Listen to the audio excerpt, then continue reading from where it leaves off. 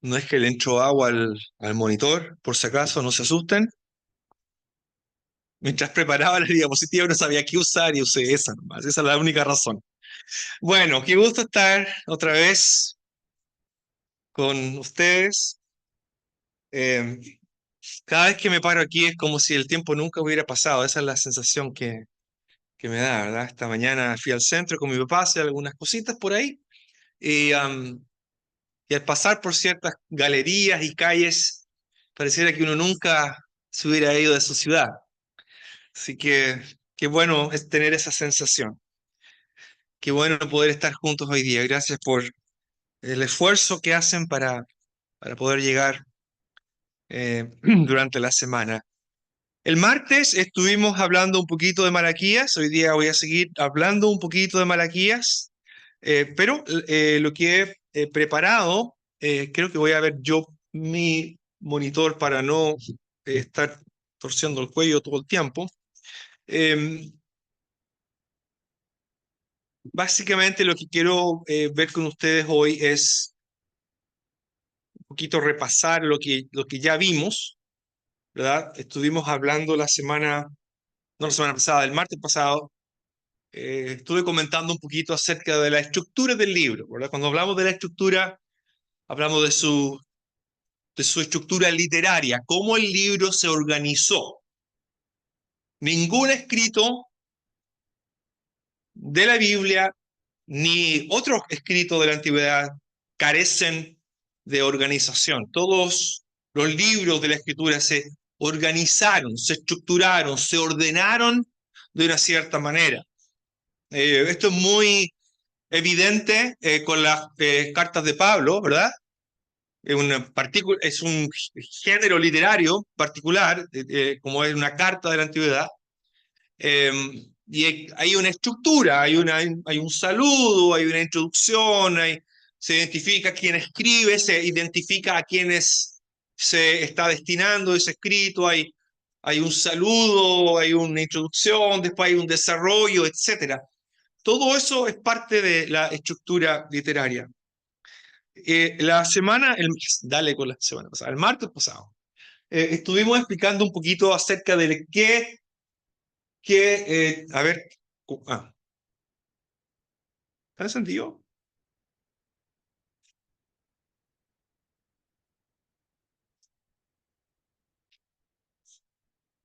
Ujú. Ahora sí. Tengo que apuntar hacia allá.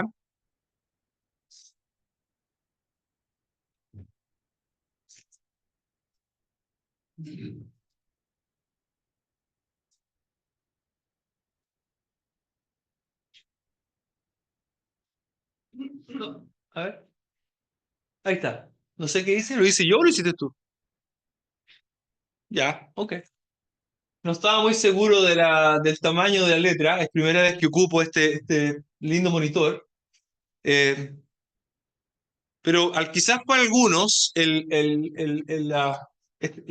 a ver, parece que el mío no está funcionando. Bueno, ¿ese fui yo? Ok, ok. Mencioné esta palabrita que se llama inclusio. Para algunos quizá era nuevo, nunca lo habían escuchado, pero es algo muy común en la Biblia. Aparece no especialmente, aparece en poesía y aparece en prosa. El inclusio es una técnica literaria antigua. El nombre puede ser nuevo, pero la técnica es antigua y que básicamente consiste, algunos lo han llamado, por ejemplo, David Aune en su diccionario le llama una repetición de enmarcado. En otras palabras, un inclusio se genera cuando una palabra o frase clave, no clase, dice clase, clave, se usa de manera estratégica en dos puntos diferentes y de esa manera se delimita y se crea una unidad literaria. ¿Se entiende? ¿Se entiende? Ya. Es como si usted tuviera dos marcos, ¿verdad? Los marcos lo que hacen es generar una configuración, configuran un espacio, configuran lo que sea, queda dentro de ese marco, ¿verdad? Queda enmarcado, obviamente. Y lo que hace el inclusio es entonces generar un marco literario, ¿ok? Y voy a mencionar inmediatamente por qué esto es importante. ¿Por qué es importante? ¿Por qué es relevante? Porque alguien dice, bueno, ¿y cuál es la importancia, verdad? ¿Por qué el inclusio? Número uno, sirve, y aquí leo la explicación de un erudito llamado James Muhlenberg, que dice, un inclusio sirve para centrar el pensamiento, para salvarlo de la disparidad y difusión, para enfocar la riqueza de las variadas expresiones de la intención predominante del poeta. Traduzco. En otras palabras, lo que Muhlenberg dice es que un inclusio sirve para evitar que disparemos para todos lados, para centrar la atención en un concepto particular, en una frase particular que tiene que ver con la riqueza de expresiones, la riqueza literaria que el autor, él habla del poeta, porque los inclusios son muy comunes en poesía hebrea, pero pues, se aplica también a la prosa o narrativa. En otras palabras, primero que todo, el inclusio, de acuerdo a esto, sirve para evitar disparar, evitar el que nos vayamos, ¿verdad? Sino que mantenernos dentro de los límites que el autor quiere. En segundo lugar, nos permite enfocarnos en lo que el autor tiene en mente. Esa es una de las tareas difíciles del estudiante de la Biblia. Nuestra labor es intentar descubrir cuál es la intención que el autor tenía en mente cuando escribió. No es, yo no puedo hacerle decir a la Biblia algo que el autor nunca quiso decir, ¿verdad? Lo que significó para ellos en aquel entonces es lo que nosotros tenemos que intentar descubrir. ¿Qué significó para ellos? El significado, significado. Luego podemos pensar en la aplicación. Eso es algo que viene después, que viene al final. Pero lo primero que tenemos que intentar entender es qué fue lo que el autor quiso decir, qué fue lo que el autor quiso transmitir, cuál fue su intención. Cuando descubrimos una unidad literaria como un inclusio y descubrimos cuál es ese término, esa palabra o esa frase que enmarcan una unidad literaria, lo que se contiene dentro de esa unidad literaria determina o ayuda a determinar, ayuda a establecer cuál es la agenda teológica del autor. ¿Se entiende? Si descubrimos la estructura, si descubrimos, hay otras maneras de estructurar, ¿verdad? Una unidad literaria, pero cuando descubrimos esto, y si por ejemplo, como vamos a ver de nuevo en Malaquías, si la palabra clave tiene que ver con justicia, entonces su agenda, la agenda teológica que el autor tiene en mente, lo que él quiere transmitir, está muy relacionado con el concepto de justicia. Pueden ir apareciendo otras cosas dentro de esa unidad, pero siempre van a ir interconectándose con la idea central. Y la segunda razón por qué el incluso es importante es porque sirve para empaquetar la información. ¿Okay? Empaquetar la información. Yo lo mencionaba el martes, que los seres humanos no tenemos mucha capacidad de retener, ¿verdad? Es fácil olvidar y es normal que no todos tengamos la capacidad de retener. Pueden haber muchos factores que afecten la capacidad de retención.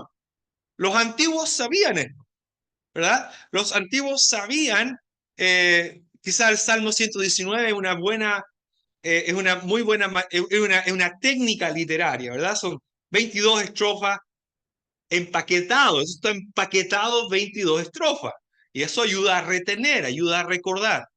El inclusio, al crear esta unidad, lo que hace es que subdivide dentro del todo crea una subdivisión que además plantea la principal preocupación que el autor humano tiene en mente y que quiere transmitir. Por supuesto, el Espíritu Santo es quien está detrás de todo esto, pero el Espíritu Santo trabaja ¿con quién? Con el autor humano, ¿verdad? Es con el autor humano con quien el Espíritu Santo trabaja. Nosotros no tenemos acceso al Espíritu Santo en ese sentido, tenemos acceso a lo que el autor dejó escrito. Tenemos que trabajar con lo que dejó escrito. ¿Okay? Cuando yo decía que cuando la audiencia está escuchando o leyendo lo que el autor dejó, ellos van a entender, deberían entender lo que el autor quiere transmitir porque ese es su propósito, ¿verdad? Cuando yo era niño, en los estudios bíblicos se hablaba de Apocalipsis, de ahí de la visión que Juan tenía, y seguramente está viendo helicóptero, está viendo tanque, ¿verdad? Yo me acuerdo de esas explicaciones. Claro, suena muy apocalíptico, pero resulta que en la época de Juan, ellos no tienen idea ni de helicóptero ni de tanque, para ellos no le haría ningún sentido. Tiene que haberle hecho sentido a ellos primero. Y nosotros tenemos que intentar descubrir eso. Este recurso literario, como el inclusio, nos ayuda a encontrar unidades o subunidades dentro de un escrito, y esa unidad o subunidad marca la pauta de lo que el autor quiere transmitir. ¿Ok? ¿Están conmigo?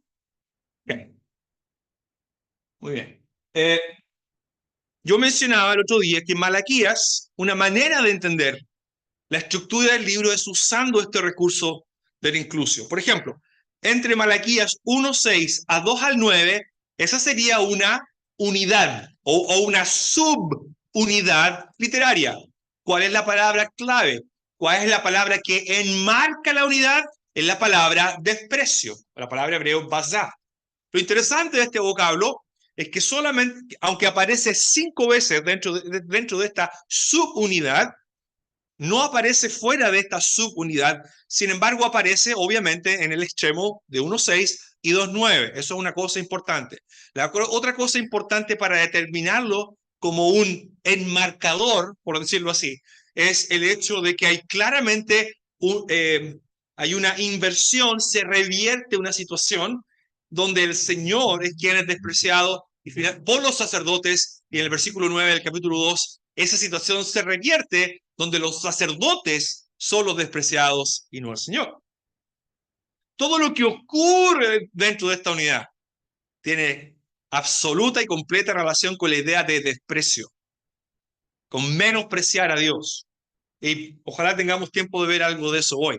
Todo el lenguaje de esta subunidad se asocia con despreciar a Dios, con despreciar el pacto de Leví, con despreciar las ofrendas, con despreciar, y de hecho hay una palabra muy importante dentro de esta unidad, que es la palabra profanar, que es la palabra, algo que ha sido, o algo que es considerado como sin valor. Algo que profanar viene después, pero algo que es considerado como sin valor.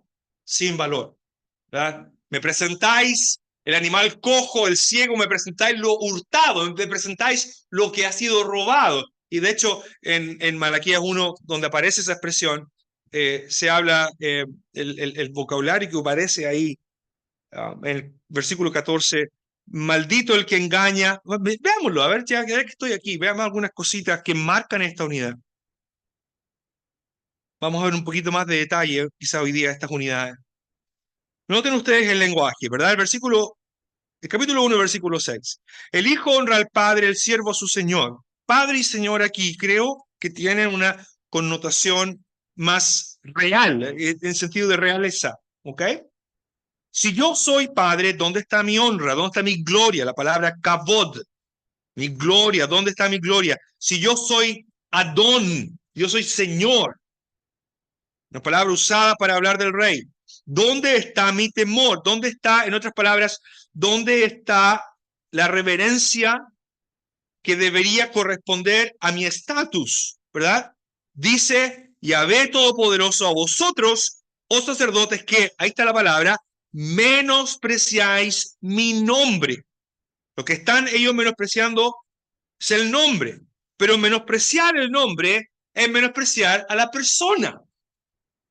Es menospreciar a la persona. El nombre representa la identidad, pero también el carácter.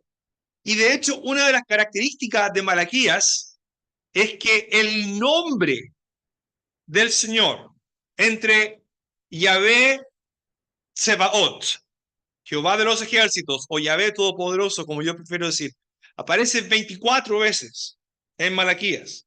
El nombre solo, Yahvé, aparece otras 20 veces, si no me equivoco.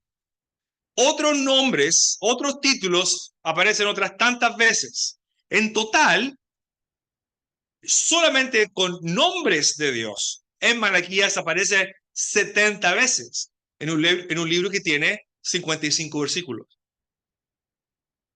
El nombre es lo que está siendo despreciado. El nombre, dice el Señor, en el versículo, en el versículo 11, el Señor dice, porque desde donde el sol nace hasta donde se pone, es grande mi nombre entre las naciones. Y en todo lugar se ofrece a mi nombre. La expresión mi nombre es muy importante en esta sección, porque eso es lo que está siendo despreciado. Y en todo lugar se ofrece a mi nombre incienso y ofrenda limpia, ofrenda pura. Creo que la palabra pura aquí, espero hablar de esto, espero ocupar bien mi tiempo y alcanzar a hablar de esto. Limpia creo que va más allá de simplemente libre de contaminación.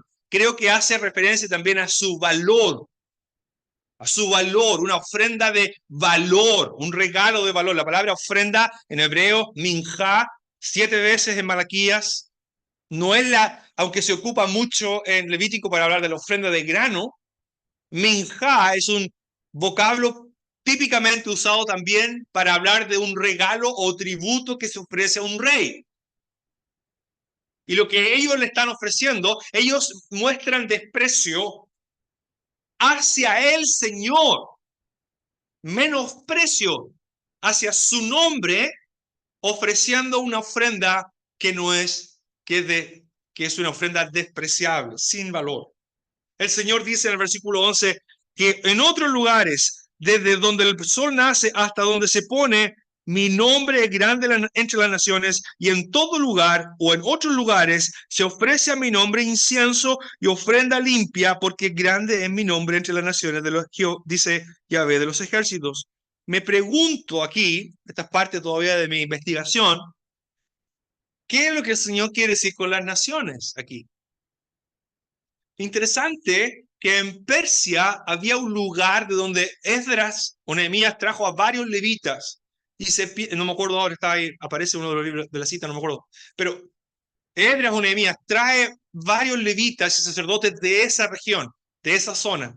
Es posible que haya habido allí un centro, quizás, de donde el Señor era adorado. En el monte Gerizim, en Samaria, había un templo a Yahvé, en esta época donde Malaquías está escribiendo. En Egipto, en la localidad de Elefantina, había un templo para Yahvé. Eran judíos esparcidos. En otros lugares se ofrecía una ofrenda aceptable. No sé si eso es lo que Malaquías tiene en mente, quizás. El punto es que en otros lugares el nombre del Señor recibe una ofrenda de calidad. Versículo 12 dice, y vosotros lo habéis profanado. ¿A qué se refiere y vosotros lo habéis profanado? ¿A qué se refiere lo habéis profanado? ¿Qué es lo que han profanado? ¿Ah? El nombre. Han profanado el nombre. Ahora, profanar, estoy empezando a mezclar algunas cosas ya, porque, bueno, pero es muy interesante. Hago un paréntesis aquí, estén conmigo, por favor. Les cuento que viene un cafecito, pero con Java, pero increíble. Así que no se distraigan, quédense conmigo, ya falta poco. Obviamente, cuando hablamos de los sacerdotes, del culto y todo eso, uno de los conceptos más importantes es el concepto de santidad, ¿verdad? Concepto de santidad.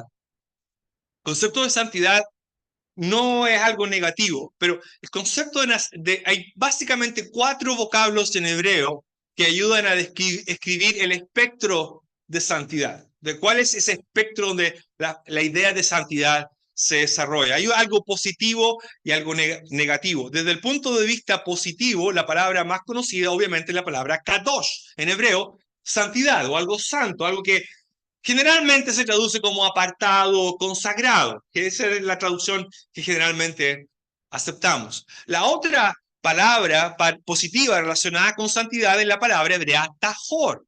Tajor aparece aquí y se traduce como ofrenda limpia. ¿Okay? Luego, en el capítulo 3 se habla de que cuando el Señor venga, Él va a purificar, tajor, a los levitas. Tajor tiene que ver con algo que es aceptable al Señor, que está limpio, pero también de calidad. La misma raíz hebrea se ocupa para describir lo que los ancianos vieron cuando suben al monte Sinaí, ven la gloria, esa como descripción que se hace. Ese es el vocablo que se utiliza. Kadosh, tajor, son vocablos positivos dentro del aspecto o dentro del espectro de la santidad. Lo contrario a estos dos vocablos, a estas dos ideas, son dos palabras. Número uno, en la palabra es la palabra tamé. Tamé significa contaminar, ¿verdad? O contaminación. Y la otra palabra es la palabra que yo acabo de leer aquí, que es profanar. Yo no me acuerdo ahora cuál es en hebreo. Lo interesante es que cuando se habla de que lo que es contaminado, ¿verdad? Lo que se contamina en la ofrenda, lo que se contamina en la comida, pero nunca se habla de que el nombre del Señor se contamine. Lo que se contamina es cuando se habla del nombre del Señor, no se dice ustedes contaminan porque Dios no puede ser contaminado, pero sí su nombre puede ser profanado. Profanar significa privar de alguien o de algo de su característica fundamental, que es el valor y la santidad. Es como si le privaran de ese derecho. No es contaminado, simplemente es privado. Es serio, obviamente, porque se asocia con traición, se asocia con deslealtad. ¿Por qué menciono todo esto? Porque Malaquías no menciona tamé, nunca ocupa tamé, que es la palabra utilizada para hablar de contaminación. Pero sí ocupa la palabra profanar, sí ocupa las dos palabras positivas, kadosh, santidad, y tahor, que es puro. Interesante, ¿verdad? Dando a entender que el principal problema aquí no es que las ofrendas estén contaminadas, ese no es el problema. El problema que Malaquías está atacando no tiene que ver con una malfunción del ritual. Eso no es el énfasis. El énfasis no está en que los sacerdotes están haciendo mal su pega y que no están distinguiendo entre lo que es limpio y contaminado. El problema que Malaquías está destacando es que los sacerdotes están despreciando y profanando el nombre de Dios, que es mucho más serio. Mucho más serio. El versículo 12 dice, y vosotros lo habéis profanado. Cuando decís inmunda o aborrecida, creo que puede ser la traducción ahí, despreciable en la mesa de Yahvé, y cuando decís que su alimento es despreciable, aborrecible.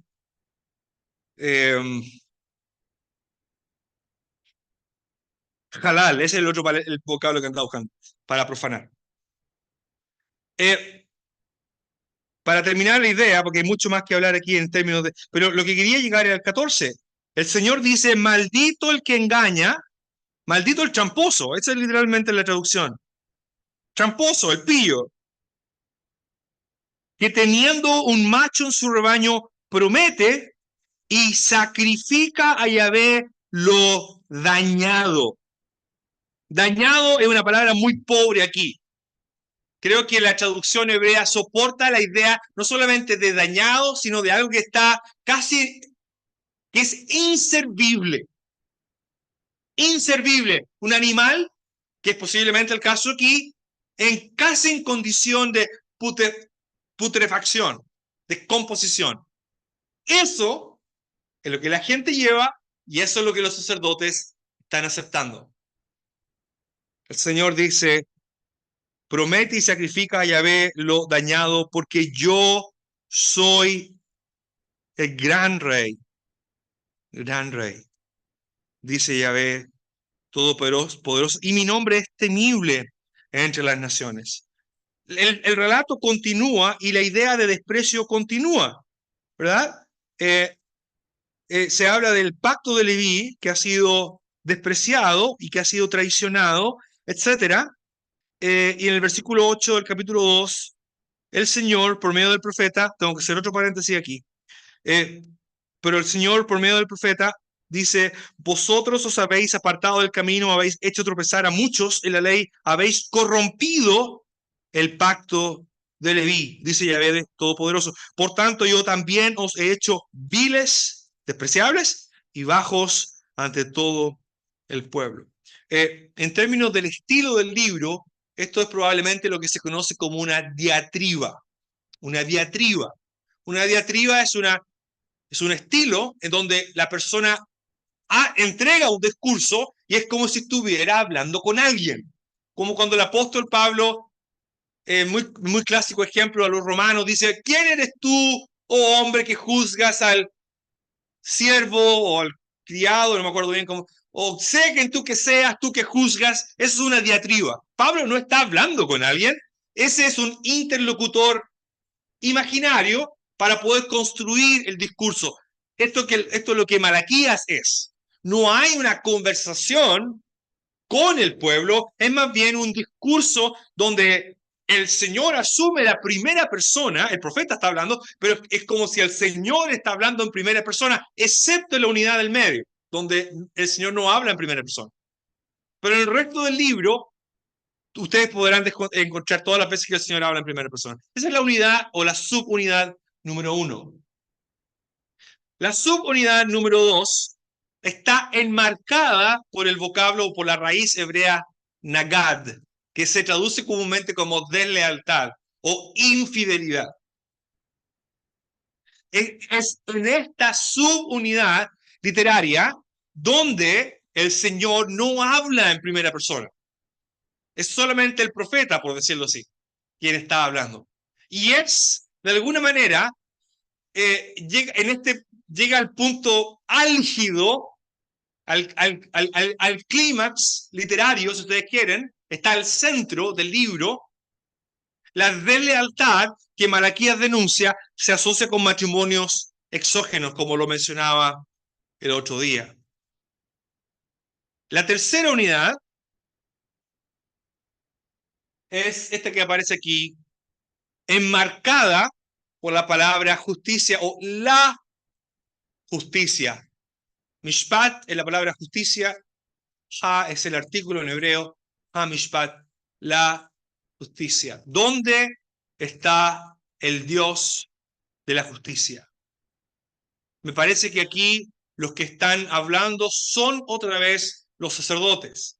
Son ellos los que están cuestionando la presencia de Dios. Dios no está, Dios no ve.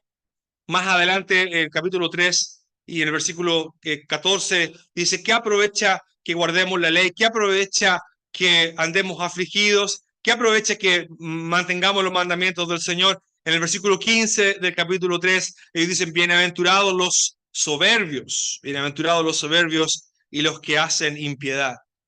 Cuestionan, Dios no está, ¿dónde está el Dios de justicia? Una de las características más importantes, una de las funciones que los sacerdotes tenía que ver con impartir justicia. Ellos eran representantes de Dios. Y como vamos a ver en los minutos finales, los sacerdotes, Malaquías los describe no tanto como responsables de llevar adelante el culto, más bien los describe como servidores del rey.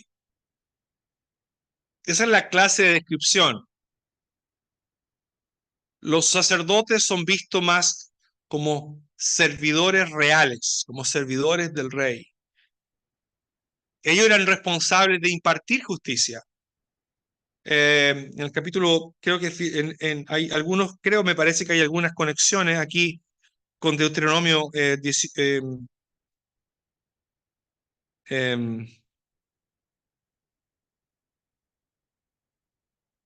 se me perdió el pasaje, pero en Deuteronomio cuando se habla acerca de el tiempo en que alguien tendría que ir a buscar justicia, lo hacían delante, iban obviamente al sacerdote, por eso el sacerdote tenía un efod, el sumo sacerdote tenía el Urim y el Tumim, y de esa manera ellos eran responsables de administrar justicia al pueblo cuando eso era requerido. No anoté la referencia y ahora no me acuerdo dónde, pero básicamente ellos están fallando en esa función real, esa función como sacerdotes y representantes del rey aquí en Malaquías. Así que ahí ustedes ven, bueno, aquí no, aquí se desaparece, se pierde en el agua el punto rojo, eh, pero básicamente aquí ustedes ven estas tres subunidades. El tema central de cada subunidad está determinado y sugerido por la palabra que enmarca la unidad. Desprecio, en el caso de Malaquías 1:6, 2:9. Deslealtad, en el caso del capítulo 2, versículo 10 al 2:16. Y justicia, en el caso de 2:17 al 3:5. Sin embargo, uno podría, y lo que mencionaba yo el martes, es que uno podría pensar en una estructura todavía más grande, donde una unidad mayor o un inclusio mayor aglutina o junta o reúne las tres unidades anteriores, ¿verdad? Malaquías 1:6, el Señor dice, ¿dónde está mi reverencia? Y en el capítulo 3 y versículo 5, el Señor dice, no tienen temor de mí. De tal manera que estas tres subunidades son unidas por otra idea que el autor tiene en mente y que es la ausencia de temor. La ausencia del temor del Señor, entonces, es la idea central que va a gobernar estas tres subunidades. Y obviamente, despreciar a Dios, ser desleal a Dios y cuestionar la justicia de Dios o no proveer la justicia de Dios al pueblo, vienen como resultado de la ausencia del pueblo de Dios. Y finalmente, lo que yo mencionaba el otro día, es que hay todavía un vocablo todavía central, todavía más que enmarca una unidad todavía más grande y que incluye prácticamente todo el libro. En Malaquías 1:5, el Señor dice, ustedes no ven, pero lo van a ver, ¿verdad? Cuando yo haga esto, no están viendo ahora, no ven mi amor, yo os he amado, ¿verdad? Ellos dicen, ¿en qué nos has amado? Y el Señor dice, bueno, va a llegar el día en que ustedes van a ver. Y eso es lo que Malaquías 3:18 dice. Ustedes volverán, dice, volverán, perdón, ustedes volverán a ver. De tal manera que si uno pudiera resumirlo, ¿cuál es el problema central de Malaquías? ¿Cuál es el problema que Malaquías quiere describir? ¿Qué es lo que él tiene en mente? Bueno, básicamente es los sacerdotes, el pueblo en general, que han perdido de vista quién es Dios. Ya no ven en Dios al gran rey que Él es. Para ellos, Yahvé está ausente. Porque si Él permite que el emperador persa siga en control, si Él permite que estemos pasando estas penurias, porque lo estaban pasando mal, durante esta época Jerusalén es una ciudad muy pequeñita, muy poca gente, pocos recursos. Hace décadas atrás, Ageo habló, Zacarías profetizó de un tiempo glorioso donde todos vendrían a Jerusalén a adorar y resulta que todavía está el imperio persa en control. ¿Dónde está Dios? Y lo que Malaquías va a hacer, una de las cosas que él intenta hacer es recordarles una y otra vez quién es Dios. Y aquí llegó al punto al cual quería llegar. Yo mencionaba el otro día que en términos de retórica, no solamente es importante cómo el discurso se organiza. Un discurso, para que sea persuasivo, tiene que estar bien armado, ¿verdad? Tiene que tener una estructura. Tiene que ser bien entregado, especialmente cuando tenía que ver con un orador, ¿verdad? Con un retor, con un orador que se caracterizaba por tener una buena retórica, ¿verdad? Pero Malaquías probablemente es un discurso escrito y probablemente fue leído. De todas maneras, no solamente es importante la manera en que se organiza, también es importante la persona que habla. ¿Okay? En el caso de un retor, se destaca un buen discurso, no es suficiente, tiene que también estar caracterizado por la nobleza del carácter de la persona que está hablando. Hay si ustedes se acuerdan de Alejandro, el grande, no está Alejandro aquí, es un grande, pero no es el grande, ¿verdad? Alejandro es un grande, pero no es el grande. Alejandro el grande, prefiero al joven emperador griego que expandió su imperio en pocos meses, murió muy joven. Alejandro, su papá se llamaba Felipe II, y Felipe II era macedonio. Los macedonios y los atenienses eran rivales. Los atenienses despreciaban a los macedonios. Felipe entregó un discurso muy persuasivo para intentar convencer, persuadir, solo que la retórica busca persuadir, convencer, para intentar persuadir a los atenienses de poder reunir todas las naciones de Grecia bajo su reinado. Y una de las cosas que, esto lo aprendí hace muy poco, ¿verdad? Fueron embajadores a Atenas, etc. Y una de las cosas que se destaca de Felipe, no solamente la calidad del discurso, sino que su carácter. El retor, quien entrega el discurso, tiene que ser confiable, tiene que ser de un carácter noble. Usted mira, ¿y esto por qué es importante en Malaquías? Porque ningún libro de la Biblia menciona tantas veces el nombre de Dios o a la persona de Dios en un escrito. Yo hice un cuadrito que no lo puedo mostrar, pero mire, en este cuadrito, por ejemplo, por lo menos 60 veces, 60 veces, ya lo mencioné algo de esto al pasar, hay unas 60 menciones a diferentes nombres de Dios, ya sea Yahvé Tsebaot, Jehová de los ejércitos, ¿verdad? Yahvé Elohim de Israel, Jehová Dios de Israel, Elohim, Dios, el Dios, Adón, Señor, Am, Padre, y por supuesto Melech Gadol, Gran Rey. 60 veces. Pero además, unas 24 veces hay verbos del Señor hablando en primera persona. 24. Hay unos 70 verbos en total, ya sea en primera persona, segunda persona, tercera persona, en referencia al Señor.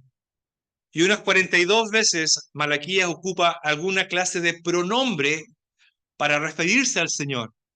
Yo soy el gran rey, o él, etcétera, etcétera. En resumen, Malaquías hace referencia a Dios unas 170 veces en un libro que tiene 55 versículos.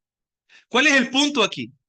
El punto es que si quien habla tiene que ser de carácter noble, creíble, confiable, bueno, esto es lo que Malaquías hace. Quien habla es el gran rey. Quien habla es quien los creó. En el capítulo 2, versículo 10, dice, ¿acaso no hemos sido creados por un mismo Padre o por un mismo Dios. Esas son las cosas a las cuales el profeta apela, esas son a las cosas a las cuales el Señor apela. Cuando el Señor dice, yo os he amado, esto es lo que he hecho, esa clase de discurso apunta hacia la grandeza de la persona que habla.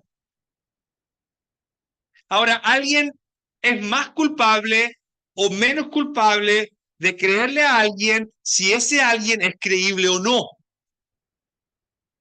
Si yo le creo a un político, ¿eh? Ya todos se están riendo. ¿Por qué? Que todos sabemos cómo los políticos son, no importa el color. Son todos iguales. Son todos iguales. O la gran mayoría. ¿Verdad? Si un político hoy día, los políticos son cada vez menos creíbles. ¿Quién lo dijo? Lo dijo esta persona. Yo no le creo nada. No es creíble.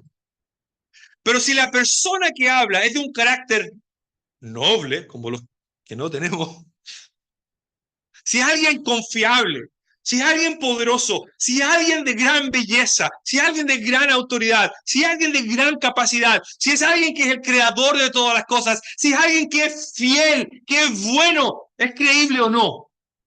Supuesto que sí.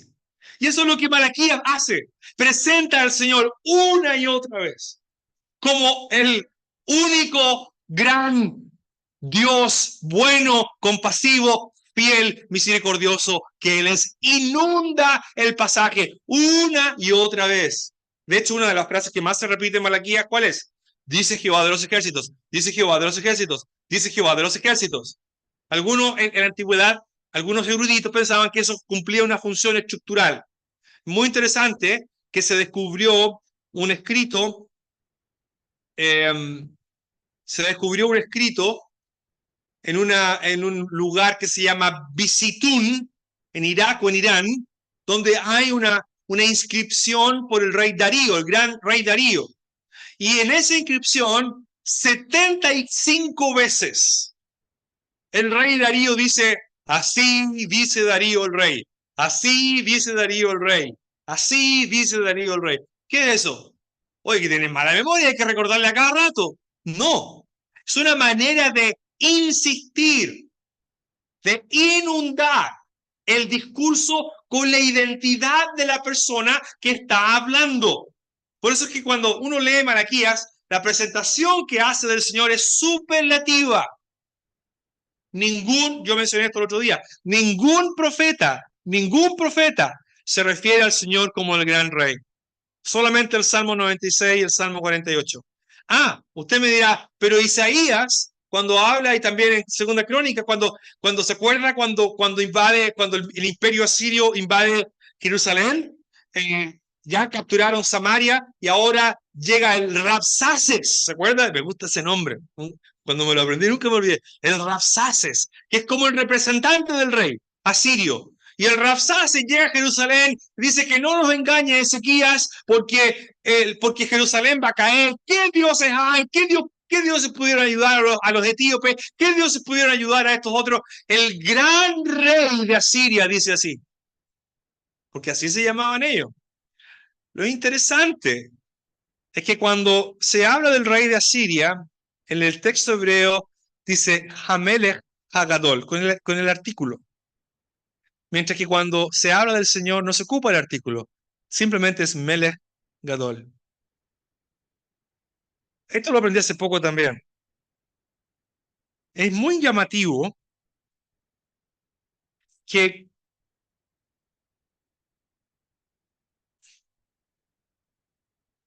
que ningún rey de Israel fue llamado el gran rey.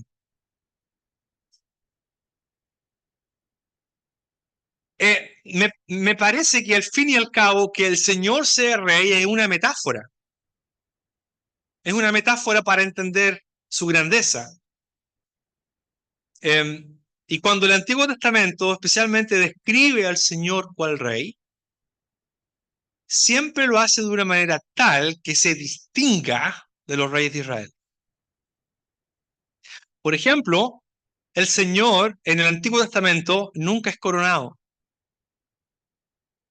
Él nunca es coronado. Los otros reyes sí son coronados, pero el Señor nunca es coronado. ¿Por qué hace eso? ¿Por qué los escritores inspirados por el Espíritu hacen esto? Porque tienen mucho cuidado en que, claro, la metáfora del rey es una metáfora que tiene que hacernos ayudar a entender cómo es el Señor, pero resulta que había muchos reyes malos, po, reyes crueles, y de hecho nosotros no sabemos mucho de rey, no tenemos realeza en Chile. Claro, uno ve el rey del completo, el rey de la sopaipilla, por eso no tiene sangre azul, nada, ¿verdad? Esos son los únicos reyes que tenemos. Hoy día hay gente que no le gusta la realeza. Uno va a Inglaterra o a otros países y no le gusta la realeza, ¿verdad? El rey se considera casi como hoy día un símbolo. Entonces, pero ¿cómo entendían los antiguos la metáfora de un rey? Bueno, el Señor es rey, pero no es como los reyes humanos, porque los reyes humanos son corrompibles, el Señor no es corrompible. Los reyes humanos había que traer tesoro y había que pagarle impuestos. El rey, el gran rey, el Señor nunca es presentado como alguien que tiene necesidad. Nunca. Lo que se le trae a él, se le trae como reconocimiento de su grandeza, no porque tenga una necesidad. Bueno, sería muy interesante hablar de esto en otra ocasión, de cómo estas diferencias, ¿verdad? El punto que yo quería hacer es que Malaquías estructura su libro de una manera muy cuidadosa, es muy claro lo que él quiere establecer como agenda teológica, pero al mismo tiempo es muy claro que él quiere establecer quién es la persona que está hablando, a quién se está despreciando. ¿Quién es la persona a quien se está despreciando? ¿Y quién es la persona que está hablando en esta diatriba, en este discurso? Y la misma cosa con los sacerdotes. La manera en que los sacerdotes se describen, ya lo mencioné, los sacerdotes son descritos más bien como servidores de un rey. Y de hecho, ¿se acuerda? En el pacto sinaítico, Éxodo 19, a Israel se le concede un estatus real. Ustedes serán un reino de sacerdotes. Su función es servir al rey. Esa es su función. Son siervos del rey. Y Malaquías presenta a los sacerdotes como siervos del rey. Omite la idea de contaminación, porque ese no es el problema. El problema no es contaminación, el problema es profanación. El problema es que no están apreciando quién es su rey. Y obviamente para nosotros hoy día la aplicación de 10 segundos es, nosotros podemos pasar por lo mismo. Podemos no apreciar quién Dios es. Podemos no apreciar, podríamos hasta despreciar, profanar a la persona de Dios, a la persona del Señor, no apreciándole y el aprecio se demuestra a través de lo que hacemos, realmente. Ahí se demuestra. Usted sabe, nosotros podemos despreciar a alguien no diciéndole te desprecio, sino que a través de las acciones, ¿verdad? De hecho, acá tenemos un dicho, oye, me hizo un desprecio feo. No le dijo nada, simplemente no sé qué hizo, pero le hizo un desprecio. Y todos entendemos lo que eso quiere decir, ¿verdad? Bueno, eso es algo que también nosotros podríamos hacer. Y por eso es que, de nuevo, una y otra vez, ¿verdad? El Nuevo Testamento nos anima. Creo que yo tengo muchos amigos de diferentes iglesias, de otras tradiciones cristianas, y creo que algo que nosotros hacemos, que me gusta que hacemos, es que celebremos la Cena del Señor cada domingo. Que esa es una manera de recordar al Rey, de apreciar quién es Él, de mostrarle nuestro afecto, nuestra devoción. Pero no solamente el domingo, obviamente, ¿verdad? Es algo que es día a día. Pero el domingo es una ocasión especial. Bueno, hermano, espero que este breve estudio de Malaquías les anime y nos anime a seguir estudiando y aprendiendo de la persona del Señor. Doy gracias por los alimentos después, me imagino, ¿verdad? Es un snack solamente, ya no se haga muchas. Padre, gracias te damos por quien tú eres. El gran rey, cantábamos al principio, load al gran Rey. No hay nadie que se compare a tu persona en grandeza, en amor, en gracia, en compasión, en santidad, en belleza, en fidelidad, en todos los atributos nobles que te hacen único.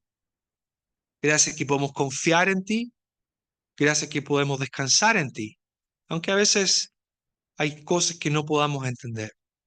Sabemos que tú eres bueno, que tienes propósitos y que esos propósitos son buenos. Te alabamos y te bendecimos. Gracias por este tiempo juntos. Ayúdanos a seguir aprendiendo de tu palabra, aprendiendo de ti, y que lo que aprendamos de ti pueda transformarnos a nosotros también. Gracias por cada hermano, cada hermana que llegó hasta aquí esta noche, aquellos que también han estado conectados por Zoom. Bendice tu palabra y ahora también te agradecemos, Padre, por tener alimentos para comer. Los tomamos como viniendo de ti con gratitud. En el nombre del Señor Jesús. Amén.